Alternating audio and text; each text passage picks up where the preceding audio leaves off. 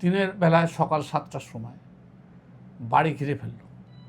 তার আগদিন সন্ধেবেলা বাড়িঘর ভাঙচুর লুটপাট হলো, আমি থানায় অভিযোগ করেছি। সেই অপরাধে বাড়ি সকালবেলা ঘিরে ফেললো। আমরা 3 ভাই তখন বাড়িতে উপস্থিত ছিল, ওরা জানতে পারেনি। আমি অভিযোগ করে থানায় এসেছিলাম। শেষদা তো তখন প্রচারক রয়েছেন। আমার সেজ ভাই তখন প্রচারক ছিলেন, তখন সে মেদিনীপুরে প্রচারকের দায়িত্বে পালন করছে। তা বাড়ি ঘিরে দরজা জানলা ভেঙে ছোটো ভাইটাকে বার করে উঠানে কুপিয়ে খুন করা মানে হয়েছে। দয়াল দেখে। হ্যাঁ, তার বাড়ি ফাঁকা হয়ে গেল। কিছুক্ষণ বাদে আমার দাদা জানতে পেরে ছুটে ঘর থেকে বেরিয়ে মুখে হাতে জল ঢালছিল, রাস্তায় চলে যেয়ে সব দেখতে পেয়েছে আমার দাদা বেরিয়েছে।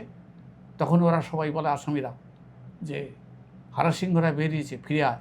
একটা মারলো যা, 2-4টা মারলো তা। আবার ফিরে এসে দাদাকে কুপি খুন করে। আমি কিন্তু ঘরের ভেতরে দরজার আড়ালে ছিলাম। সেই দৃশ্য দেখে আমি শুয়ে পড়েছিলাম। কিছুক্ষণের মধ্যে পুলিশ এলো। তার মধ্যেই গ্রামের 2জন ব্যক্তি পাশের বাড়ি ভ্যানে করে তুলে নিয়ে হসপিটালে চলে গেল। আমি সেখানে যেয়ে দেখলাম ঢাকা দিয়ে আছে, মরে গেছে। ওইখান থেকেই আমি আমার বাস্তু বাড়ি ছেড়ে চলে আসি। আর আমি যাইনি।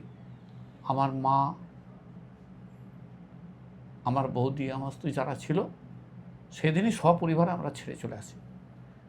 সরকার পরিবর্তনের পর যখন 11 সালে মুখ্যমন্ত্রী হলেন মমতা বন্দ্যোপাধ্যায়, আমি একাই গ্রামে গেলাম, যে দেখলাম আমার বাড়ির কোনো চিহ্ন নেই।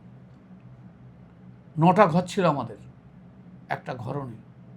আসবাবপত্র সব পরিষ্কার, শুধু মাটিগুলো জড়া করা আছে।